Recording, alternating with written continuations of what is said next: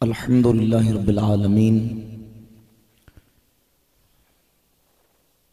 والصلاة والسلام علی سیدنا و مولانا محمد طٰہ الامین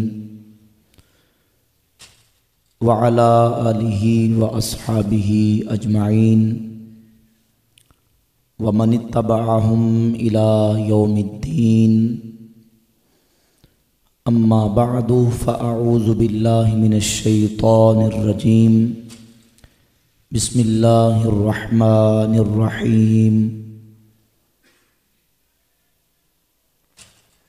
انما حرم علیکم المیتۃ والدم ولحم الخنزیر وما اہل بہ لغیر اللہ فمن اضطر غیر باغ ولا عاد فلا اثم علیہ ان اللہ غفور رحیم صدق اللہ مولانا العظیم وصدق رسولہ النبی الکریم الامین الرؤوف الرحیم ان اللہ وملائکتہ یصلون علی النبی یا ایہا الذین آمنوا صلوا علیہ وسلموا تسلیما الصلاة والسلام علیک یا سیدی یا رسول اللہ وعلی آلک و اصحابک یا سیدی یا حبیب اللہ الصلاة والسلام علیک یا سیدی یا نبی اللہ وعلی آلک و اصحابک یا سیدی یا رحمت للعالمین مولا یا صلی وسلم دائما ابدا علی حبیبک خیر الخلق کلہم هو الحبیب الذی ترجى شفاعته لکل حول من الاحوال مقتحم یا ربی بالمصطفیٰ بلغ مقاصدنا واغفر لنا ما مضى یا واسع الکرم بحمدہ تعالی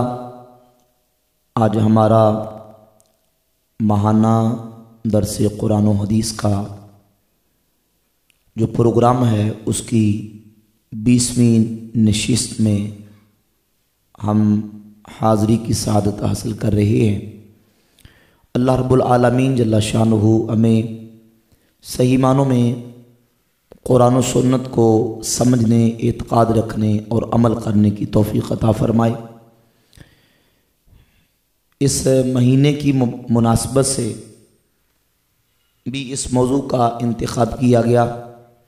اس مہینے کے اندر ہم اہل سنت و جماعت حضرت سیدنا غوث اعظم محبوب سبحانی قطب ربانی سیدنا شیخ عبد القادر جیلانی رضی اللہ تعالی عنہ کی اصالِ ثواب کے لیے 11ویں شریف کا ختم دلاتے ہیں۔ ویسے تو بالعموم دیگر مواقع پر اپنے فوت شدگان کے لیے، اپنے اکابرین کے لیے، اپنے اولیاء سلف صالحین، اپنے آباء و اجداد اور اپنے عزیز و اقارب کے لیے ہم فاتحہ خوانی اصالِ ثواب کے پروگرامز اور مختلف محافل کا انعقاد کرتے ہیں۔ بالخصوص ربیع الثانی شریف میں سیدنا شیخ عبد القادر جیلانی غوث پاک سرکار رضی اللہ تعالی عنہ کے اصالِ ثواب کے لیے 11ویں شریف کی محافل کا انعقاد کرتے ہیں۔ جب ہم اصالِ ثواب کی ان محافل کو منعقد کرتے ہیں تو مخالفین کی طرف سے ایک بڑا منفی پراپوگنڈا کیا جاتا ہے اور یہاں تک فتویٰ بازی کی جاتی ہے کہ یہ جو آپ 11ویں شریف کی محفلیں کرتے ہیں، 11ویں کا ختم دلاتے ہیں، 12ویں کا ختم دلاتے ہیں، دیگر یہ جو آپ ختم دلاتے ہیں یہ تو حرام ہے، نعوذ باللہ۔ یہاں تک کہہ جاتے ہیں کہ یہ تو خنزیر سے زیادہ برا اور ناپاک اور خنزیر سے زیادہ نجس ہے یہ جو تم عمل کرتے ہو، اور پھر اپنے اس فتوے کے لیے جو سہارا لیتے ہیں قرآن مجید کی جو آیہ مبارکہ میں نے سورۃ البقرہ کی آیت نمبر 173 پڑھی ہے، اس آیت کا غلط مفہوم پیش کر کے لوگوں کے سامنے ان کو گمراہ کرنے کی کوشش کرتے ہیں۔ قرآن مجید کی یہ آیہ مبارکہ قرآن مجید کی 4 صورتوں میں 4 مقامات پہ اس مضمون اور اس مفہوم کے ساتھ موجود ہے۔ سورۃ البقرہ کی آیت نمبر 173 کے اندر، اسی طرح یہ آیہ مبارکہ सूरत माइदा की आयत नंबर 3 और सूरत अनाम की आयत नंबर 145 और सूरत नहल की आयत नंबर 115, 4 मकामात पे इस मजमून की आया मुबारका मौजूद है, जिसमें वमा उहिल्ला बिही लिगैरिल्लाह, वमा उहिल्ला लिगैरिल्लाह बिही, ये कलिमात जिक्र हुए हैं। अब तर्जमा समात फरमाएं और उसके बाद हम इंशाअल्लाह ताला वमा उहिल्ला बिही लिगैरिल्लाह के ऊपर कलाम करेंगे। और जो मुखालिफीन और अहले सुन्नत के मोतरजीन और मुखालिफीन हैं जो इस आयत से गलत माना और मफहूम निकालते हैं, उस पर इंशाअल्लाह ताला हम बात करेंगे। अल्लाह रब्बुल इज़्ज़त ने यहाँ हराम चीज़ों का जिक्र सूरतुल बकरा की आयत नंबर 173 में फरमाया, इन्नमा हर्रमा अलैकुमुल मैतता वद्दमा वलहमल खिंजीरी वमा उहिल्ला बिही लिगैरिल्लाह। फरमाया कि जुज़ी नेस अल्लाह ने हराम कर दिया तुम पर, क्या चीज़? तुम पर मुर्दार को हराम किया, वद्दमा और बहने वाले खून को हराम कर दिया, और खिंजीर के गोश्त को हराम कर दिया, वमा उहिल्ला बिही लिगैरिल्लाह, और जिस चीज़ पर बवक्ते ज़बहा गैरुल्लाह का नाम पुकारा जाए उसको भी तुम्हारे लिए हराम कर दिया। फमन तुर्रा गैरा बागिम वला आदिन फला इस्मा अलैह। फरमाया कि जो मजबूर हो, गैरा बागिम वला आदिन, वो सरकशी करने वाला ना हो, हद से बढ़ने वाला ना हो, उस पर कोई गुनाह नहीं, बेशक अल्लाह बख्शने वाला मेहरबान है। अब इस आयत के अंदर वमा उहिल्ला बिही लिगैरिल्लाह और दीगर जो 3 मकामात दूसरे हैं उनमें वमा उहिल्ला लिगैरिल्लाह बिही, ये जो कलिमा है या जो इस जगह पे ये जुमला इस्तेमाल हुआ, इसका माना मुखालिफिन ये करते हैं कि जिस चीज़ पर अल्लाह के अलावा किसी और चीज़ का नाम आ जाए वो चीज़ किसी गैरुल्लाह का नाम आने से हराम हो जाती है। बस किसी चीज़ को अल्लाह के अलावा किसी बंदे की तरफ उसको मंसूब कर दिया जाए, अल्लाह के अलावा किसी वली की तरफ मंसूब कर दें, किसी नबी की तरफ मंसूब कर दें, तो बस उस निस्बत से और उस इजाफत से वो चीज़ खिंजीर की तरह हराम और नजस हो जाती है, जबकि कुरान मजीद की आयत का ये हरगिज़ मफहूम नहीं है। आप इस्लामी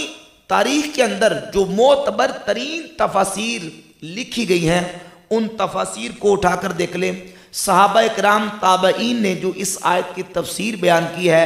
उस तफसीर को उठाकर देख लें तो इस आयत का मफहूम बिल्कुल वाज़े और मतलब बिल्कुल आया हो जाएगा। सैयदना अब्दुल्ला इब्न अब्बास रदियल्लाहु ताला अन्हुमा हिब्रुल उम्मा मुफस्सिर कुरान, वो सहाबी जिन्होंने कुरान मजीद नबी पाक सल्लल्लाहु अलैहि वसल्लम से सीखा, सैयदना अब्दुल्ला इब्न अब्बास रदियल्लाहु ताला अन्हु, इमाम अता, दहाक और बड़े बड़े अजिल्ला मुफस्सिरीन और तफसीर इब्न जरीर तबरी में इमाम अबू जाफर मोहम्मद बिन जरीर तबरी ने, इमाम बगवी ने मालिम तंजील के अंदर, और बड़ी बड़ी जितनी मोतबर कदीम तफासीर गुजरी, हत्ता कि यह हाफिज इब्न कसीर की तफसीर, इब्न कसीर जो मशहूर तफसीर है, तफसीर इब्न कसीर में हाफिज इब्न कसीर इस आयत की तफसीर बयान करते हुए सूरतुल माइदा की आयत नंबर 3 की तफसीर बयान करते हैं, वमा उहिल्ला लिगैरिल्लाहि बिही ऐ मा ज़ुबिहा, यानी कहते हैं यानी मतलब ये है कि जो चीज़ ज़बा की जाए, फ़ज़ुकिरा अलैहि इस्मु गैरिल्लाह, और उस पर ज़बा करते वक़्त गैरुल्लाह का नाम जिक्र किया जाए, फ़हुवा हरामुन, तो वो चीज़ हराम होती है। लिअन्न अल्लाह ताला औजब अन तुज़बहा मखलूक़ातुहु अला इस्मिहिल अज़ीम, क्योंकि अल्लाह रब्बुल इज़्ज़त ने वाजिब किया है कि जब भी उसकी मखलूक यानी जो जानवर हम ज़बा करते हैं उनको ज़बा किया जाए तो अल्लाह ने वाजिब कर दिया कि उन पर अल्लाह का नाम पुकारा जाए। फमता उदिला बिहा अन ज़ालिका, कहते हैं जब इससे उदूल किया जाएगा,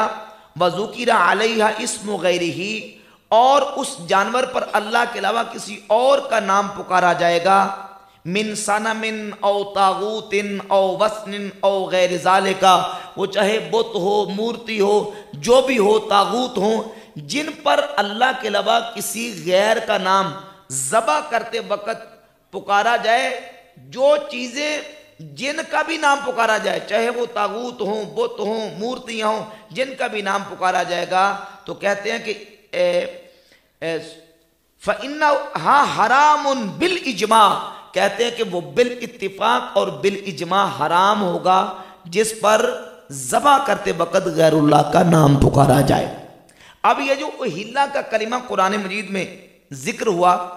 لغت عرب اٹھا کر دیکھ لیں، تفسیر تو میں نے آپ کے سامنے رکھ دی، اور سیدنا عبداللہ ابن عباس رضی اللہ تعالیٰ عنہما اور دیگر بہت سارے تابعین سے جو تفسیر منقول ہے، اور جو اسلامی تاریخ کی معتبر ترین تفاسیر میں سے سب سے معتبر ترین تفسیر ابن جریر طبری ہے، اس میں بھی یہی تفسیر منقول ہے کہ وما اہل بہ لغیر اللہ، اہلا کا یہ جو لفظ قرآن مجید میں جملہ یا یہ کلمہ استعمال ہوا، اس کا معنی ہے آواز کو بلند کرنا۔ کب، کس وقت بلند کرنا؟ آواز اس وقت بلند کرنا جس وقت جانور کو ذبح کیا جائے۔ ہوتا یہ تھا کہ مشرکین اپنے جانوروں کو جب اپنے بتوں کے نام پر ذبح کرتے تو وہ اللہ کے نام کی جگہ پہ، بسم اللہ کی جگہ پہ بسم اللہ، بسم منات، بسم عزا اور بسم حبل اپنے بتوں کے نام لے کر ان کی عبادت کے طور پر اپنے ان جانوروں کو ان کی عبادت کے لیے، ان کے تقرب کے لیے ذبح کرتے تھے۔ تو اللہ رب العزت نے قرآن مجید کی ان 4 صورتوں میں 4 مقامات پہ ان جانوروں کو حرام قرار دیا۔ مرداد بھی حرام ہے، خون بھی حرام ہے، خنزیر بھی حرام ہے، اور وہ جانور بھی حرام ہے جس پر ذبح کرتے وقت اللہ کے علاوہ کسی اور کا نام لیا جائے۔ تو چونکہ مشرکین جو تھے وہ یہ عمل کرتے تھے، تو ان کی تردید میں ان کے ان مذبوحہ جانوروں کو حرام قرار دینے کے لیے اللہ رب العزت نے قرآن مجید میں جو ہے وہ ان جانوروں کے حرام ہونے کا ذکر فرمایا۔ اب یہ آیت بالکل سیاق و سباق کے اعتبار سے بالکل واضح ہے، اور اس کی تفسیر میں نے آپ کے سامنے رکھ دی، بالکل واضح ہے کہ یہاں محض کسی نبی ولی کا کسی چیز پر نام آ جانا مراد نہیں ہے، مقصود نہیں ہے، قرآن کی منشا نہیں ہے، بلکہ قرآن جو کہنا چاہ رہا ہے، جو قرآن کی منشا ہے وہ یہ ہے کہ غیر اللہ کا نام ذبح کرتے وقت جب کسی جانور پر لیا جائے گا تو وہ جانور حرام ہو جائے گا۔ اگر کوئی بندہ یہ کہے نہیں، محض صرف کسی غیر خدا کا، کسی نبی کا، کسی ولی کا، کسی بندے کا جس بھی چیز پر نام آ جائے وہ چیز حرام ہو جاتی ہے، تو یہ چیز عقل و نقل کے اور انسانی دانش اور فہم کے بالکل یکسر خلاف ہے۔ دنیا میں کتنی ہزاروں لاکھوں ایسی چیزیں ہیں جن پر اللہ کے علاوہ اللہ کے بندوں کے نام لیے جاتے ہیں، اللہ کے بندوں کی طرف ان کی نسبت کی جاتی ہے، ان کی اضافت کی جاتی ہے۔ تو محض بندے کی طرف کسی چیز کی اضافت اور نسبت ہو جانے سے وہ چیز حرام نہیں ہوتی۔ یہاں اضافت جو ہے یا تو یہ ہے کہ جس پر غیر اللہ کا نام بوقت ذبح لیا جائے، یا یہ ہے مراد کہ وہ چیزیں جو اللہ کے علاوہ کسی اور کی عبادت کے لیے کی جائے وہ چیزیں حرام ہوتی ہیں۔ صرف محض نام آ جانے سے چیز حرام نہیں ہوتی، ورنہ اگر صرف محض نام آ جانے سے یا کسی چیز کی طرف کسی چیز کی کسی اللہ کے بندے کی طرف نسبت کر دینے سے چیز حرام ہو جاتی ہو تو آپ کے سامنے میں صحیح بخاری کی حدیث بیان کرتا ہوں۔ 1131 نمبر حدیث ہے۔ سیدنا عبداللہ بن عمر بن عاص رضی اللہ تعالی عنہما فرماتے ہیں کہ رسول اللہ صلی اللہ علیہ وآلہ وسلم نے فرمایا، احب الصلاۃ الی اللہ صلاۃ داؤد، اللہ کی بارگاہ میں سب سے پسندیدہ نماز صلاۃ داؤد ہے۔ صلاۃ نماز کس کی عبادت ہے؟ اللہ کی۔ لیکن یہاں نبی پاک علیہ السلام نے نماز کو جناب داؤد علیہ السلام کی طرف اس کی اضافت کی، اس کی نسبت کی، فرمایا کہ سب سے پسندیدہ نماز صلاۃ داؤد ہے، اور سب سے پسندیدہ روزہ بھی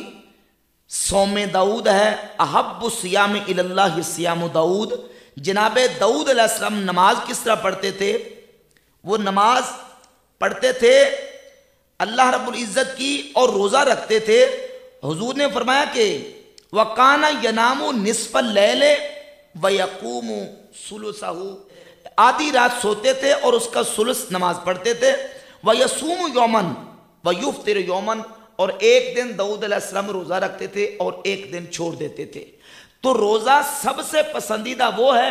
जो जनाब दाऊद अलैहिस्सलाम का रोज़ा है, और नमाज सबसे पसंदीदा वो है जो जनाब दाऊद अलैहिस्सलाम की नमाज है।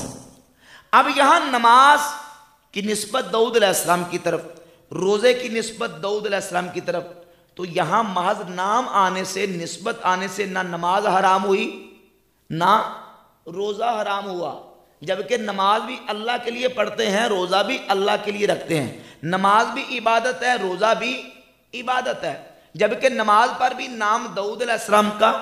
रोज़े पर भी नाम दाऊद अलैहिस्सलाम का। यार सिर्फ नाम आने से कोई चीज़ हराम नहीं हो जाती। हराम कब होती है? जिस तरह मैंने कहा वमा उहिल्ला बिही लिगैरिल्लाह का माना मफहूम यह है कि बवक्त ज़बा गैरुल्लाह का नाम लिया जाए, या यह है कि किसी के तक़र्रुब और उसकी इबादत के लिए कोई काम किया जाए तो वो हराम होता है, और वो जानवर जो है वो हराम हो जाएगा, वरना सिर्फ नाम आने से हराम नहीं होता। अब यह है कि जब हम 11वीं शरीफ का नाम लेते हैं, 12वीं शरीफ का नाम लेते हैं, तो फौरन जट से उनका फतवा हरकत में आ जाता है। देखिए आपने ये जो कहा कि गौसे पाक की 11वीं, ये फलां बुजुर्ग के नाम का बकरा,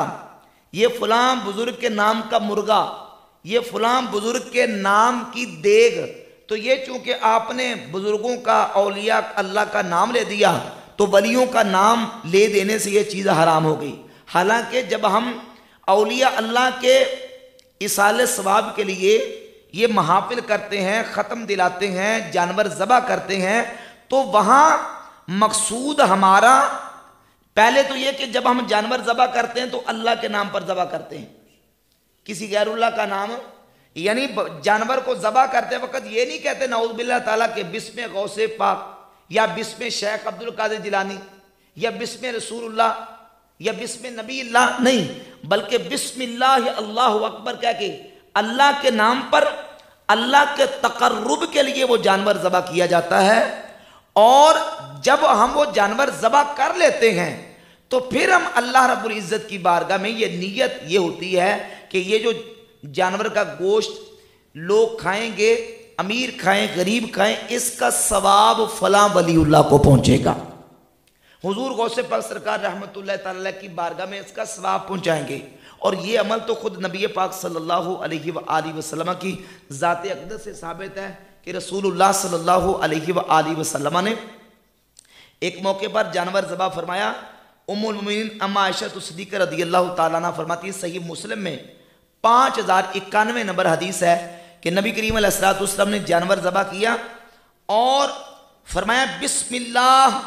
अल्लाहुम्मा तक़ब्बल मिन मुहम्मदिन व आलि मुहम्मदिन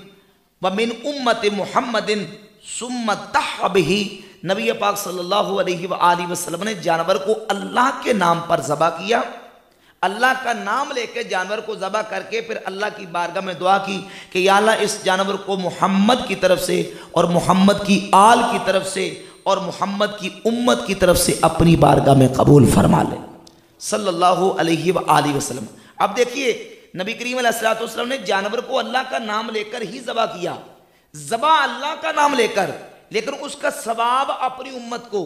और उसकी निस्बत अपनी उम्मत की तरफ इस एतबार से की है कि इसका सवाब मेरी उम्मत को, मेरी आल को पहुँचे। नऊज़ बिल्लाह ताला यहाँ बवक्त ज़बह जो है वह गैरुल्लाह का नाम लेना मकसूद नहीं और ना ही नबी करीम अलैहिस्सलातु वस्सलाम ने लिया। तो अगर सिर्फ नाम लेने से कोई चीज़ हराम हो जाती है तो फिर तो नबी अलैहिस्सलातु वस्सलाम की ज़ात अक़दस ने यहाँ इसाले सवाब के लिए नाम लिया अल्लाह के नाम पर ज़बह करके। नबी करीम अलैहिस्सलातु वस्सलाम ने सौम दाऊद और सलात दाऊद का जिक्र सही बुखारी के अंदर हदीस मौजूद है, आप अलैहिस्सलातु वस्सलाम ने किया, तो ये निस्बत भी उनकी तरफ की है, माज निस्बत से चीज़ हराम नहीं होती। एक और मैं आपके सामने निस्बत और इजाफत की मिसाल हदीस की रोशनी में पेश कर देता हूँ। ये किताबुल आसार है, इमाम मोहम्मद बिन हसन अश-शैबानी अल मुतवफ़ा 189 हिजरी, इमाम आज़म अबू हनीफा नुमान बिन साबित रहमहुल्लाह के शागिर्द और साहिब इमाम मोहम्मद बिन नसर शैबानी अपनी किताबुल आसार हदीस नंबर 378 लेके हैं, सफ़ा नंबर 246 पर। नबी करीम अलैहिस्सलाम के एक सहाबी सैयदना अब्दुल्ला बिन रवाहा रदियल्लाहु ताला अन्हु, इन्होंने, इनके पास बकरियों का एक रेवड़ था, तो एक बकरी इन्होंने मुख्तस की हुई थी कि मैं ये बकरी अल्लाह के नबी सल्लल्लाहु अलैहि वसल्लम की बारगाह अक़दस में पेश करूंगा। हदीस में अल्फाज है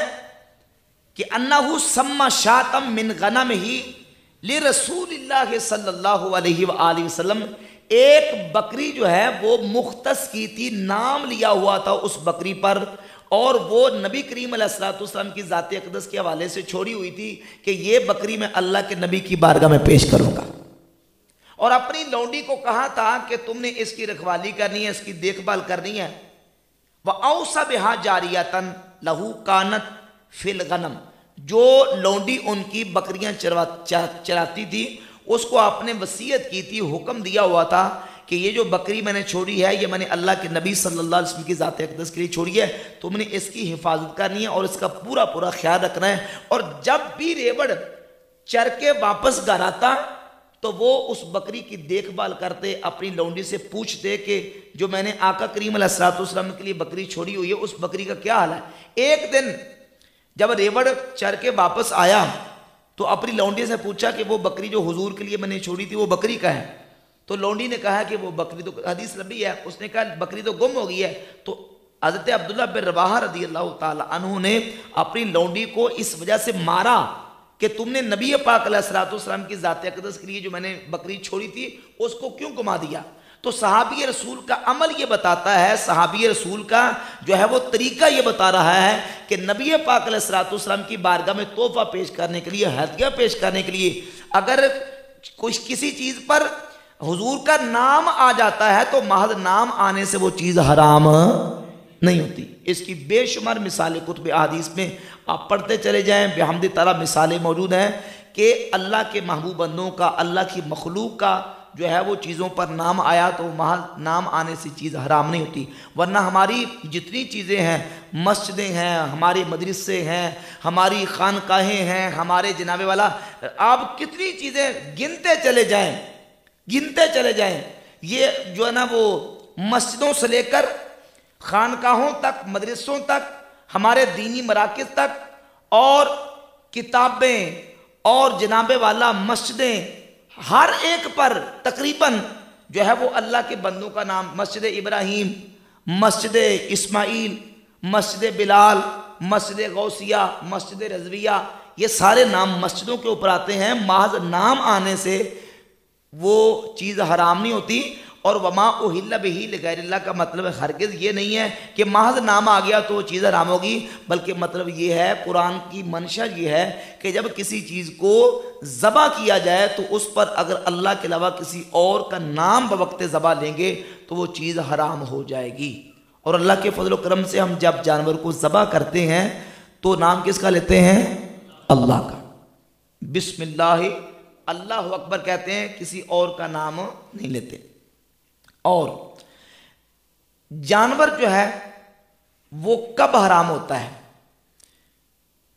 चार चीजें ऐसी हैं कि अगर उनमें से कोई एक भी उसमें वजह जानवर में पाई जाएगी तो वो जानवर हराम हो जाएगा। नंबर एक, जो बंदा ज़बा कर रहा है जानवर को वो मुसलमान हो। अगर काफिर, मुशरिक, मुर्तद जानवर को ज़बा करेगा तो जानवर हलाल नहीं होगा। मुसलमान हो या किताबी हो, मुसलमान या किताबी ज़बा करेगा उसका ज़बिया हलाल है। अगर किसी और ने, मुशरिक ने, काफिर ने किया तो ज़बिया हलाल नहीं। नंबर दो ये कि ज़बा करते वक़्त अल्लाह का नाम लिया जाए। अगर अल्लाह के अलावा किसी और का नाम लेगा ज़बा करते वक़्त तो तब भी चाहे मुसलमान ही ज़बा क्यों ना करे तब भी वो ज़बिया हलाल नहीं होगा। और नंबर तीन के ज़बा करते वक़्त नीयत तक़र्रुब इल्लाह की हो, अल्लाह रब्बुल इज़्ज़त की इबादत की, अल्लाह की बारगाह में क़ुर्ब हासिल करने की सवाब की नीयत हो और तक़र्रुब की नीयत हो, अल्लाह की इबादत की नीयत हो। अगर गैरुल्लाह की इबादत की नीयत से ज़बा करेगा तो तब भी जानवर हलाल नहीं होगा। और नंबर चार ये कि जब जानवर को ज़बा किया जाए تو اس کے حلق کے اندر 4 رگیں ہوتی ہیں، ان میں سے کم از کم 3 رگیں کٹ جائیں۔ اگر 3 رگیں کم از کم نہیں کٹے گی تو تب بھی جانور حلال نہیں ہوگا۔ تو یہ 4 شرطیں جانور کے حلال ہونے کے لیے ہیں کہ ذبح کرنے والا مسلم یا کتابی ہو، نمبر 2 وہ اللہ کا نام لے کے ذبح کرے، نمبر 3 اللہ کی عبادت کی نیت ہو، اور نمبر 4 کم از کم 3 رگیں اس کے حلق کی کاٹ دے تو جانور حلال ہوگا، ورنہ جانور حلال نہیں ہوگا۔ اب جس طرح میں نے آپ کے سامنے عرض کیا کہ نام لینے سے، صرف نام آ جانے سے چیز حرام نہیں ہوتی۔ سنن ابی داؤد کے اندر حدیث موجود ہے، نبی پاک صلی اللہ علیہ وآلہ وسلم کی بارگاہ اقدس میں حضور کے صحابی سیدنا سعد رضی اللہ تعالیٰ عنہ حاضر ہوئے، عرض کرتے ہیں یا رسول اللہ میری والدہ انتقال فرما گئی ہیں، تو یہ فرمایا کہ میری والدہ کے لیے کون سا صدقہ افضل ہے تاکہ میں اپنی والدہ کے لیے وہ صدقہ کروں۔ سنن ابی داؤد ہے، حدیث نمبر 1681 ہے۔ نبی پاک صلی اللہ علیہ وآلہ وسلم نے فرمایا الماء، اے سعد پانی کا صدقہ افضل ہے، تم اپنی والدہ کے لیے پانی کا صدقہ کرو۔ تو حدیث میں لفظ ہے فحافر بیرن، سیدنا سعد رضی اللہ تعالیٰ عنہ نے کنواں کھدوایا، وقال ہذہ لأم سعد، اور فرمایا کہ یہ جو کنواں میں نے پانی کا کھدوایا ہے، ہذہ لأم سعد، یہ کنواں سعد کی ماں کے لیے ہے۔ یہ کنواں سعد کی ماں کی عبادت کے لیے نہیں، سعد کی ماں کے تقرب کے لیے نہیں، یہ کنواں کھدوایا اللہ رب العزت کی بارگاہ میں ثواب حاصل کرنے کے لیے ہے، ثواب کی نیت سے، عبادت کی نیت سے، صدقے کی نیت سے۔ لیکن جو صدقہ ہوگا، لوگ پانی پئیں گے، اس کا ثواب سعد کی ماں کو جائے گا۔ ہذہ لأم سعد کا مقصود یہ ہے کہ اس کا ثواب سعد کی ماں کو جائے گا۔ جب ہم یہ کہتے ہیں یہ بکرا غوث پاک کے لیے ہے، یہ مرغا جو ہے نا وہ داتا صاحب کے لیے، یہ دیگ داتا صاحب کے لیے، دربار کے لیے ہے، مطلب نعوذ باللہ تعالیٰ یہ نہیں ہوتا کہ ان بزرگوں کی عبادت کے لیے یا تقرب کے لیے ہے، مطلب یہ ہوتا ہے کہ یہ دیگ، یہ بکرا، یہ جانور، یہ جو ہم ذبح کریں گے، یہ جانور کا گوشت لوگ کھائیں گے، غربا کھائیں گے، مساکین کھائیں گے، اور اغنیاء کھائیں گے، جو مسلمان بھی کھائیں گے، اس کا جو ثواب ہوگا یہ بزرگوں کے لیے۔ جس طرح سیدنا سعد رضی اللہ تعالیٰ نے کہا ہذہ لأم سعد، یہ کنواں سعد کی ماں کے لیے ہے۔ تو وما اہل بہ لغیر اللہ کا جو صحیح مفہوم ہے، تفاسیر سے بحمد تعالیٰ اور احادیث میں نے آپ کے سامنے حوالہ جات پیش کر کے واضح کر دیا، اور اس بات کا اظہار اور اقرار غیر مقلدین وہابیوں کے بہت بڑے عالم ثناء اللہ عمر سری کا یہ فتاویٰ ثنائیہ، اس میں جلد نمبر 2 صفحہ نمبر اس کے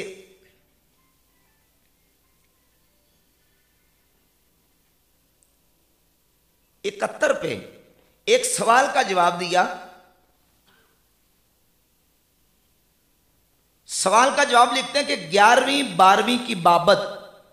فریقین میں اختلاف صرف اتنی بات میں ہے کہ مانعین اس کو لغیر اللہ سمجھ کر ما اہل لغیر اللہ میں داخل کرتے ہیں، اور قائلین اس کو لغیر اللہ میں نہیں جانتے۔ مولوی غلام محمد صاحب نے دونوں کا اختلاف مٹانے کی کوشش کی ہوگی کہ 11ویں 12ویں کا کھانا بغرض ایصال ثواب کیا جائے، یعنی بنیت یہ نیت ہو کہ ان بزرگوں کی روح کو ثواب پہنچے، نہ کہ یہ بزرگ خود اس کھانے کو قبول کریں۔ اس صورت میں واقعی اختلاف اٹھ جاتا ہے۔ یعنی کہتا ہے کہ اگر نیت ایصال ثواب کی ہو اور نیت ثواب پہنچانے کی ہو، 11ویں ہو یا 12ویں ہو، تو وہ وما اہل لغیر اللہ کے اندر داخل نہیں ہے۔ یہ غیر مقلدین کا بہت بڑا عالم ثناء اللہ عمر سری اپنے فتاویٰ ثنائیہ کے اندر اس بات کو تسلیم کر رہا ہے، اور یہی اہل سنت و جماعت کا مسلک ہے، اور یہی معتبر ترین تفاسیر سے صحابہ کرام اور امت کے جو بڑے اولیاء، علماء اور بڑے اکابرین ہیں، اجلہ تابعین ہیں، ان کے اقوال اور تفسیر سے ثابت ہوتا ہے کہ وما اہل کا جو مفہوم اور معنی اور مطلب ہے وہ یہ ہے کہ بوقت ذبح اگر کسی جانور پر اللہ کے علاوہ کسی اور کا نام لیا جائے گا تو وہ جانور حرام ہوگا، محض کسی اللہ کے بندے کا، اللہ کے ولی کا، اللہ کے محبوب کا نام آنے سے چیز حرام